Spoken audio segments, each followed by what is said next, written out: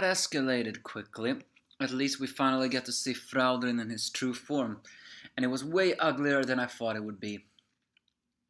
In fact, the shadow image looked cooler than this image. This one looks just like so ew. Hi, for those who are watching. It's the Angry Anime Fan, the Despair Reviewer, bringing you my review about the Nanatsu no Taizai Chapter 193. Even though they cannot use Purge, they decide to still fight. But they still cannot put a scratch on Fraudrin because, well, once again they mention the power level. And they can fight him, but they cannot hurt him. Because, well, they're not that strong. And then just suddenly out of nowhere, as Fraudrin gets distracted, he picks up Hork, who falls down from, well, somewhere. Still alive, which is actually quite funny. He survived, 54 Derere combo. But Hork shoots, demon-like breath that smells of rotten leftovers that is distracting Fraudrin too much, allowing Saratas to grab him and use his life energy into a purge, which the strongest purge yet, and that finally ejects Fraudrin out of Dreyfus's body, but it also ends the revived life that Saratas got. Which is in a way, well, it's actually not in a way, it's a very way sad, because, well, father never met his son in the end. But he did manage to meet the two people that blamed themselves for his death. Not blamed themselves for the cause of his death.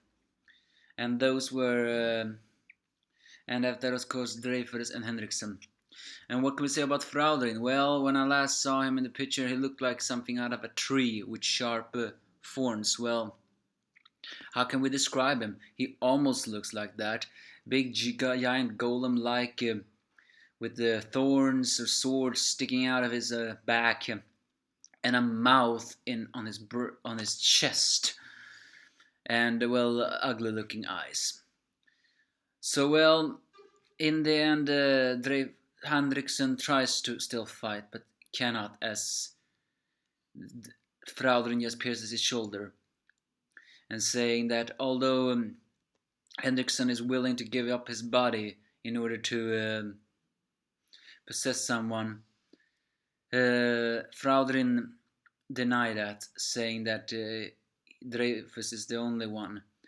And the thing is, here Henriksen says something that is so confusing, not even I am that I do not understand it, but at the same time I think it'd be doing it. There have been some hints that the human part of that is Dreyfus has secretly been I wouldn't say nurturing, but corrupting Fraudrin, seeing that he was so not wanted to take away the shell, and the fact that he couldn't invade the kingdom yet. Henriksen mentions that you had everything. You took your revenge on Meliodas, and you got a body which allowed you to hide in until you regained your strength. But now that Meliodas is dead, why didn't you just get rid of it? Why did you attach yourself to Dreyfus anymore? And then suddenly, out of nowhere, we see Grimoire, who is still a child, mind you. I never liked that character, but I still actually wonder, why the hell did he turn into a child? So, and the strange thing is the way that Fraudrin seems to react on when Grimoire is screaming father. But Dreyfus awakens and pierces Fraudrin's chest. The Great Holy Knight has now awakened and is ready to atone for his sins. And he also proved something that I suspected. And that is, power level and all is not something I understand. But there have been some hints that I think that if Dreyfus was not possessed by Fraudrin, I actually think it would be possible for him to hurt the Ten Commandments. Why? Because his break ability works the way that as long as his will is uh, undetermined and strong, there is nothing that can hurt him. As he says, my faith is honed and unwavering, it's firm, it's tempered. There's nothing it cannot pierce. Which all that seems to suggest that as long as he has that, well, then he is, then nothing can stop him. As he says to Fraudrin to never mention his son's name again, he pierces Fraudrin with a very powerful attack that seems to vanquish the demon, effectively ending the battle. The Ten Commandments have been repelled, or so at least we think. Next chapter is called A Cruel Hope. Hope is something I like to read, but a cruel hope is hinting that we are is hinting that whatever we're gonna see now is not hope at all. Maybe it's hinting that Saratras using the life or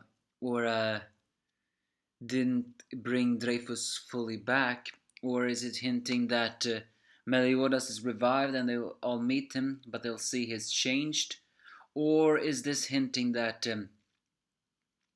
someone a lot dangerous than the Ten Commandments is arising? Who knows? But judging from the title, I'd say it's not hope we're gonna see next chapter, but despair. Give me your thoughts if you have any.